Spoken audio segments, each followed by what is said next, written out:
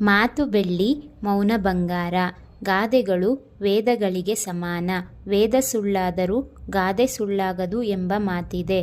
ಗಾದೆಗಳು ಹಿರಿಯರ ಅನುಭವದ ನುಡಿಮುತ್ತುಗಳು. ಗಾದೆಗಳು ನಮ್ಮ ಬಾಳಿಗೆ ಮಾರ್ಗದರ್ಶನ ನೀಡಿ ನಮ್ಮ ಬಾಳನ್ನು ಹಸನುಗೊಳಿಸುತ್ತವೆ.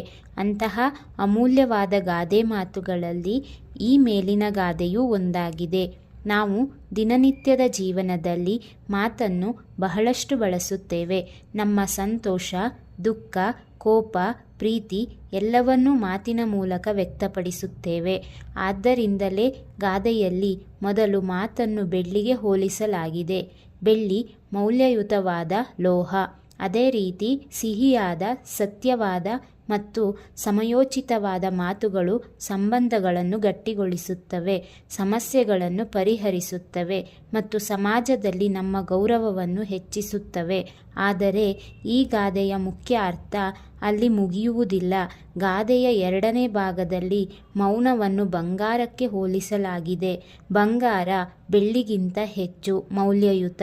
ಇದರ ಅರ್ಥ ಏನೆಂದರೆ ಎಲ್ಲ ಸಂದರ್ಭಗಳಲ್ಲೂ ಮಾತನಾಡುವುದಕ್ಕಿಂತ ಕೆಲವೊಮ್ಮೆ ಮೌನವೇ ಹೆಚ್ಚು ಶ್ರೇಷ್ಠವಾಗಿರುತ್ತದೆ.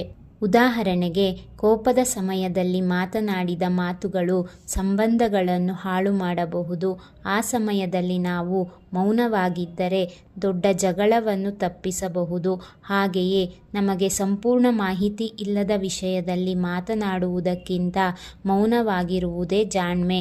ಇದರಿಂದ ಅನಾವಶ್ಯಕ ಅಪಮಾನ, ತಪ್ಪು ಅಭಿಪ್ರಾಯ ಮತ್ತು ಪಶ್ಚಾತ್ತಾಪವನ್ನು ತಪ್ಪಿಸಬಹುದು. ನಮ್ಮ ಹಿರಿಯರು ಯಾವಾಗಲೂ ಹೇಳುತ್ತಿದ್ದರು, ಕಡಿಮೆ ಮಾತು ಹೆಚ್ಚು ಅರ್ಥ. ಮೌನವು ನಮ್ಮ ವ್ಯಕ್ತಿತ್ವದ ಪರಿಪಕ್ವತೆಯನ್ನು ತೋರುತ್ತದೆ. ಹೆಚ್ಚು ಮಾತನಾಡುವವನು ಬುದ್ಧಿವಂತನೆಂದು ಅಲ್ಲ, ಸರಿಯಾದ ಸಮಯದಲ್ಲಿ ಸರಿಯಾದ ಮಾತು ಹೇಳುವವನೇ ಜ್ಞಾನಿ. ಹೀಗಾಗಿ ಈ ಗಾದೆ ಮಾತು ನಮಗೆ ಒಂದು ಮಹತ್ವದ ಜೀವನ ಪಾಠವನ್ನು ಕಲಿಸುತ್ತದೆ. ಯಾವಾಗ ಮಾತನಾಡಬೇಕು ಮತ್ತು ಯಾವಾಗ ಮೌನವಾಗಿರಬೇಕು ಎಂಬ ವಿವೇಕವೇ ನಿಜವಾದ ಜ್ಞಾನ. ನಾವು ನಮ್ಮ ಜೀವನದಲ್ಲಿ ಈ ಗಾದೆಯನ್ನು ಅಳವಡಿಸಿಕೊಂಡರೆ ನಮ್ಮ ವ್ಯಕ್ತಿತ್ವ ಸುಂದರವಾಗುತ್ತದೆ, ಸಂಬಂಧಗಳು ಗಟ್ಟಿಯಾಗುತ್ತವೆ, ಸಮಾಜದಲ್ಲಿ ನಾವು ಗೌರವಯುತವಾಗಿರುತ್ತೇವೆ. Thank you for watching this video.